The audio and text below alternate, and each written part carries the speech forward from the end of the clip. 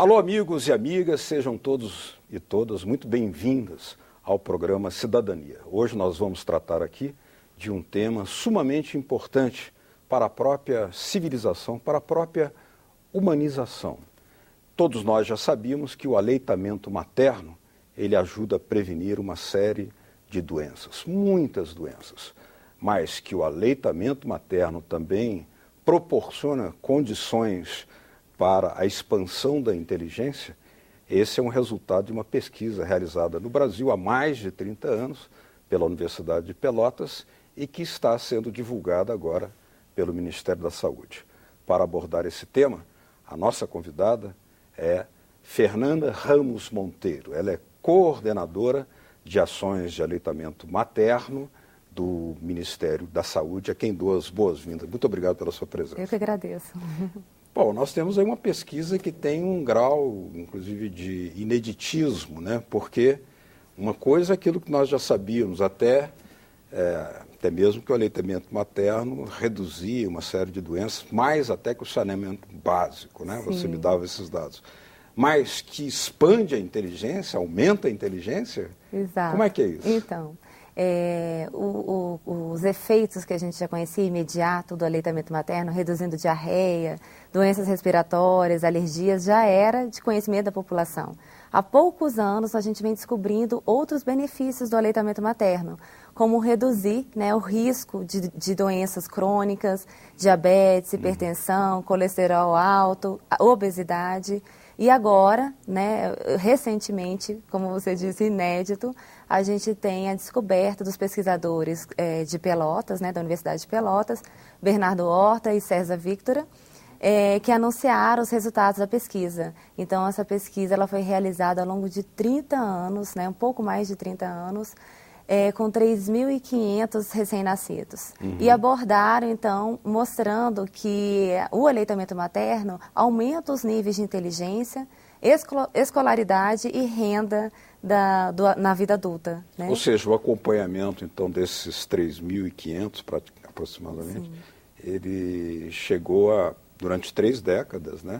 É uma universidade federal, Universidade de Pelotas, chegou a essa conclusão porque viu confirmadas, não apenas as outras informações sobre níveis de saúde, mas a gente vai sempre, imagino que os telespectadores queiram saber assim, por quê?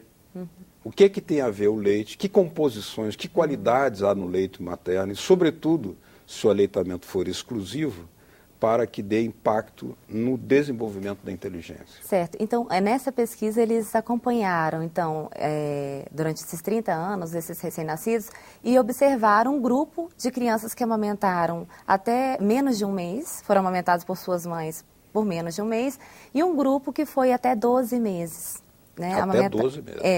Então, eles perceberam que em todos os momentos, então em todas as faixas etárias, né, de amamentação dessas crianças, eles tiveram benefício. Mas quanto mais eram amamentados, o maior era o benefício, né, quando comparados àqueles com menos de um mês de aleitamento materno. Então, no leite materno, ele tem propriedades assim, interessantíssimas na questão da sua composição. Quais seriam? Então, a gente tem os ácidos graxos, né, saturados de cadeia longa e que são essenciais na hora da formação cerebral da criança. Então, quando a gente garante uma boa alimentação, uma nutrição adequada nos primeiros anos de vida, a gente está garantindo com que essa criança ela tenha um bom desenvolvimento na sua vida futura. Então, quando a gente pensa no desenvolvimento de um país, né, a gente deseja, né, cada vez mais que o nosso país seja desenvolvido, a importância da gente trabalhar o aspecto do aleitamento materno. Então, trabalhando com essa mulher que ela realmente amamente o seu filho, né? Nós sabemos que a mulher hoje, ela tem um perfil totalmente diferente da mulher de antigamente. Então, ela é uma mulher que trabalha, vai no supermercado, leva o filho para a escola e ela tem uma série de atividades durante o dia. Então, o amamentar o seu filho realmente é uma conquista, né? E muitas dessas mulheres, elas precisam ser acolhidas pela sociedade, né? Pelo governo. Então, quando a gente fala, principalmente da questão do retorno ao trabalho, que é o momento mais impactante, aonde a mulher deixa de amamentar o seu filho. Então, enquanto ela está com o seu bebê, ela ainda está amamentando, mas quando ela começa a retornar ao trabalho, é um momento crucial que muitas deixam de amamentar.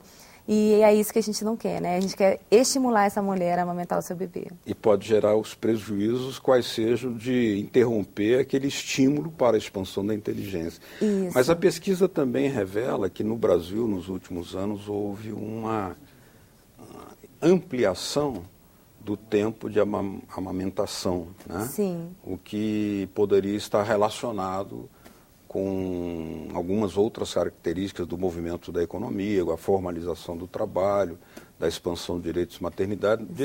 A licença maternidade, por exemplo, vem lá da década de 40, né? Vem da era Vargas ainda. O que poderia suscitar esse dado como comentário seu? Certo. Então, a gente tem trabalhado muito assim, para garantir essa ampliação da licença maternidade para as mulheres, porque hoje ainda é opcional, né?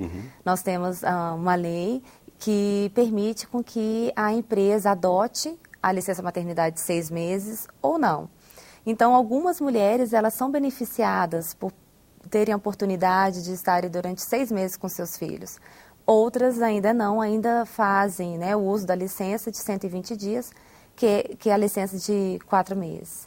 Então, sobretudo no setor privado. No setor privado. A lei de 6 meses é válida só para o setor público, por enquanto. É público, mas a gente ainda tem algumas empresas privadas que já adotaram a empresa cidadã. Mas é voluntariamente. É facultativo. Não é, a lei não abrange o setor privado ainda. Não abrange ainda, né? Mas a gente tem trabalhado muito durante esses anos e a gente tem visto os resultados. Então, por exemplo, o aleitamento materno em 99, uma penúltima pesquisa que a gente realizou, era 35% das mulheres amamentavam exclusivamente seus filhos. E em 2008, que foi a última pesquisa pelo Ministério da Saúde em todos os estados realizada, ela mostrou 51% das crianças amamentadas, né? Então, isso a gente consegue perceber que houve um aumento, as mulheres estão aderindo ao aleitamento, né? E isso impacta, inclusive, na saúde das nossas crianças, né, do Brasil inteiro. Então, quando a gente observa que o Brasil conseguiu reduzir a mortalidade infantil, 77% de 1990 para cá. Né? Então, isso foi, inclusive, reconhecido internacionalmente. Um estudo da Unicef reconheceu. Isso, reconheceu. Então, isso é importante porque um dos grandes protagonistas, né, nessa redução é o aleitamento materno. Ele reduz 13% da mortalidade infantil. Então, são benefícios para... 13%? 13%. É mais que o saneamento e que a vacinação. Nós não queremos dizer que se deva... não, tem que vacinar. Ter preguiça na área de saneamento, né? Tem que fazer tudo. Tem que fazer tudo, tem que continuar as mães... Aliás, porque tudo diz respeito à preservação e à expansão da vida, a melhor qualidade de vida. Né? As mães devem continuar levando seus filhos para vacinar, né? O governo deve se preocupar com o saneamento, mas a gente percebe... Não podem sentir um sentimento de autossuficiência pelo aleitamento materno. Não, isso não. É um conjunto de ações indispensáveis. Né? Com certeza. Mas o aleitamento, ele é central. Ele é. Você diria isso? Ele é central. Eu diria porque, assim, o aleitamento, quando a gente garante que essa criança tem o leite materno, né, de sua mãe, é perfeito. Então, a criança, ela tem anticorpos ali, ao ela se alimentar, é como se fosse um remédio, né, para ela, que ajuda ela a prevenir diversas doenças. Né? E o benefício desse aleitamento materno para a sua vida adulta é o que está sendo apresentado agora, pelas últimas pesquisas. Né? Não é simplesmente um indivíduo que vai se beneficiar pelo aleitamento materno, por ter sido amamentado. É uma questão mas a sociedade, né? É uma questão civilizatória. Exatamente. A sociedade... Além da humanização da relação. Quer dizer, a gente traz com a mãe e o filho. Né? Mais escolaridade, né, dessas pessoas que são amamentadas. Então, a gente tem uma melhora da própria educação no nosso país, a questão da renda. Então, o estudo mostrou que era aproximadamente R$340 a mais que eles ganhavam. Né, do que aquelas crianças que foram amamentadas com menos de um mês. Então, são impactos importantes que a gente tem visto. Tendo em vista que uma universidade federal, a de Pelotas, fez esse trabalho, né, durante mais de 3 décadas, né? Certo. Chegando a essa conclusão, qual é o sinal, qual é a mensagem, qual é o tipo de atitude que agora, com a revelação desse fato inédito, né, internacionalmente, inclusive, eu vi pela pesquisa que tem uma repercussão internacional imensa. É verdade. Qual é a mensagem que se manda para, digamos, a consolidação de certos tipos de políticas públicas? Então, trabalhamos desde a atenção básica com o aleitamento materno. Então, a mulher que vai à unidade básica de saúde, ela encontra todo um conjunto de profissionais prontos a acolher a mulher gestante, a estimular ela que no momento após o parto, ela consiga amamentar o seu bebê. Temos hospitais que são hospitais amigos da criança. Amigos da criança. Então, mas isso já é generalizado? Já é generalizado. Nós temos em todos os estados. Não são todos os hospitais, né? Porque eles precisam cumprir uma série de critérios. Quais são os critérios? Quais são as exigências que pesam sobre eles? Então, esses hospitais eles precisam cumprir os 10 passos para o sucesso do aleitamento materno. Precisam ter o cuidado amigo da mulher, que trabalha as boas práticas de humanização no parto e nascimento. Então, a mulher, ela tem direito de escolha do seu acompanhante na hora do parto, da posição, de como ganhar o seu bebê, de ter um parto natural, né, do contato pele a pele, logo ao nascer. Então, a criança nasce, é colocada a criança direto no contato pele a pele com sua mãe. A amamentação na primeira hora de vida. E também a gente trabalha a questão de um dos critérios que são muito importantes, que é a norma brasileira de comercialização de crianças e lactentes. O que é isso? Essa norma, eu traduzir. Essa norma, ela nos ajuda a que as fórmulas infantis não sejam prescritas indiscriminadamente. Né? Então, a gente sabe que existem crianças que necessitam de utilizar fórmulas infantis.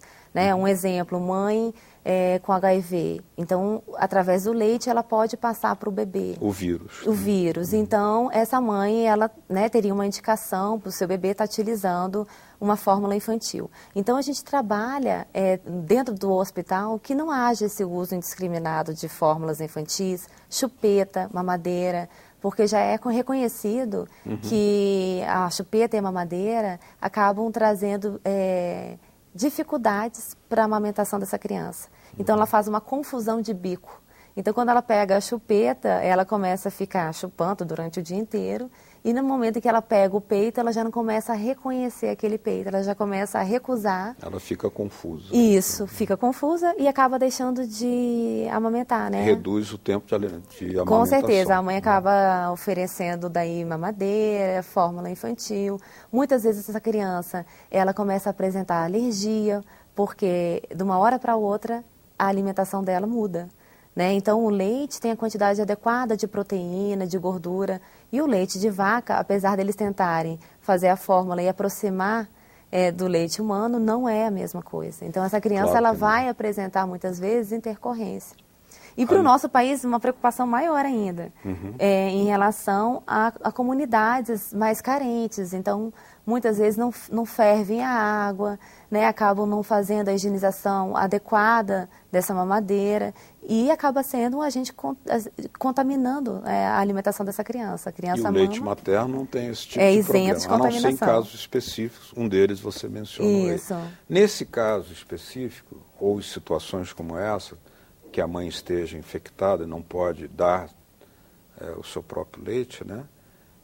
Nós sabemos que no Brasil, e isso também não é muito divulgado, há a maior rede de bancos de leite do mundo. Isso, né? Do mundo. Eu não tinha notícias. O que houve lá? O Ministério não contou isso para ninguém? O que aconteceu? Então, é importante você colocar a respeito dos bancos de leite humano. O banco de leite humano ele tem um papel fundamental para a mulher que está amamentando.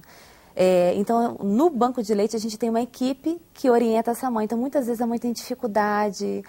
O meu leite empedrou, machucou o bico do meu peito. E acabam que a mãe tira a criança do peito por conta de sofrer, está sentindo algum tipo de dor e não busca a informação no local adequado. Ou a informação também não chegou até ela. Isso, às vezes não chegou, mas agora... Né, tem que ter dos dois lados. Tem que ter dos dois lados. Senão não se faz a comunicação. É verdade. Então, os bancos de leite, eles são abertos para isso. Então, eles orientam essas mães que estão amamentando e também coletam o leite da mulher, pasteurizam e oferecem para os bebês internados em UTI neonatal, prematuros e baixo peso, oferecem um leite de qualidade, permitindo uma recuperação mais breve dessas crianças, né? Elas acabam tendo alta mais precocemente. Então, isso é extremamente importante para nós, porque a gente começou a economizar com isso.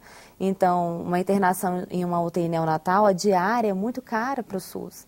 Então, quanto menos tempo essa criança ela fica dentro de uma UTI neonatal, também uma economia. É uma economia. Às vezes tem mais efeito que ajuste fiscal. Isso. A gente foi realizado um estudo que apresentou que há uma economia por ano de 180 milhões de dólares. Caramba!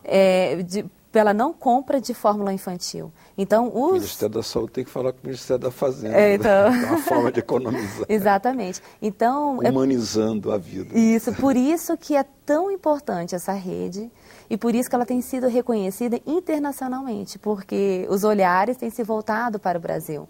O Brasil tem exportado tecnologia. Quais tecnologias? É a tecnologia da construção desses bancos de leite. Então, toda a parte física, a estrutura, equipamentos, a qualificação desses profissionais, o como pasteurizar esse leite, né, manipular esse leite. O Brasil tem exportado essa tecnologia para esses outros países.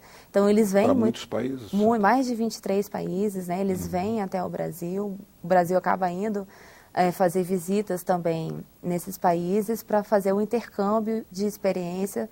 E a gente tem tido ótimos resultados e o reconhecimento não só no Brasil, como internacional.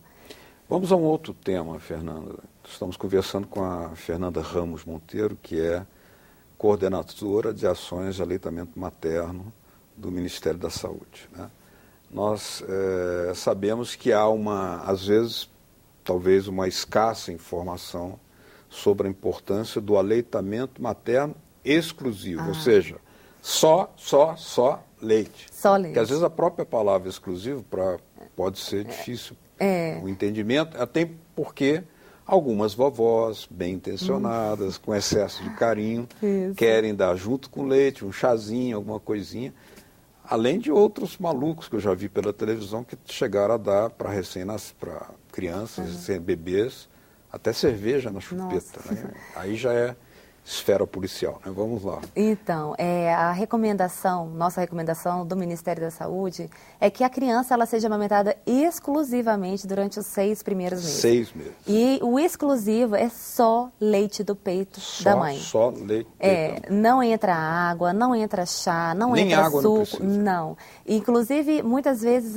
em algumas cidades que tem um clima diferenciado, é um calor maior, a gente inclusive orienta a mãe a oferecer mais vezes o peito para essa criança. Próprio peito. E isso é importante porque muitas vezes, por desconhecimento, as avós, né, tia, algumas pessoas que às vezes estão cuidando da criança, acabam oferecendo a água, o suco, e a partir daí, então, acabam introduzindo alimentos de forma desnecessária. É um período ainda que a criança precisa estar em aleitamento materno exclusivo, então a gente fala, os 6 meses a criança começa a estar mais durinha, sentada, começa a sentar.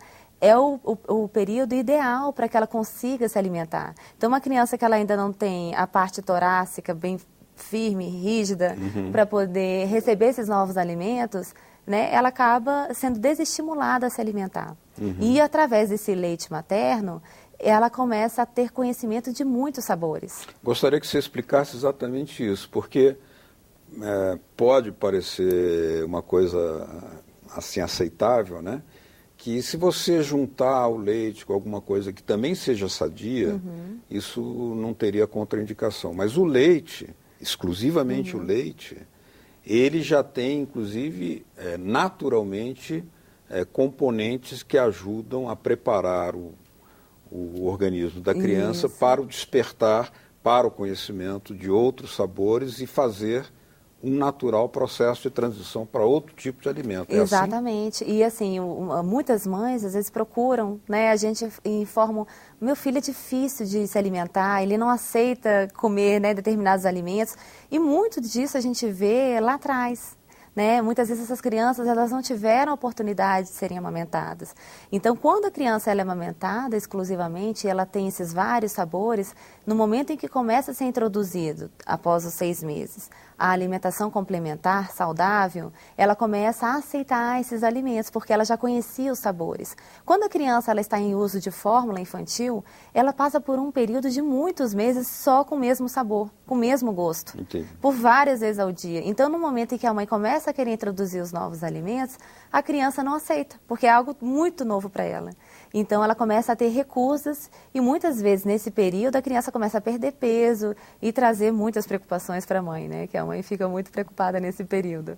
Fernanda, nós estamos chegando quase aos finalmente aqui do programa, então há muitos ensinamentos que essa pesquisa nos traz, pesquisa da Universidade de Pelotas, né? Divulgada pelo Ministério da Saúde. Uma delas gera economia, a outra gera expansão da inteligência, a outra previne saúde, terceiro humaniza, né? E suscita também, reivindica, digamos assim, a expansão de determinadas políticas públicas, como a expansão da licença maternidade, que já existe em vários países do mundo. Se você tivesse que fazer uma síntese em torno de todos esses avanços para a sociedade, isso seria uma espécie, até alguém poderia dizer, como um projeto de nação. Mas qual o papel da televisão, dos meios de comunicação, para levar isso a ser uma coisa que pegue na veia do nosso povo? Realmente aconteça, né? Então, nós temos 2 campanhas anual pelo Ministério da Saúde, em que a gente trabalha com o público diretamente com a mãe. Então, são campanhas, a gente chama Semana Mundial da Amamentação. Essa é em agosto. Essa é em agosto e ela é comemorada em mais de 140 países há 23 anos. E é uma chamada. Então, a gente tenta trazer a mulher a perceber como é importante o aleitamento materno. Então, todo ano a gente passa uma semana inteira do mês de agosto divulgando jornais, lançando a campanha, cartazes e folders nas unidades básicas de saúde, em hospitais. E tem impacto positivo? Vocês conseguem ver? A gente percebe o resultado no conjunto, né, da iniciativa Hospital Amigo da Criança, a atenção básica que a gente trabalha, que a gente chama Amamenta e Alimenta Brasil.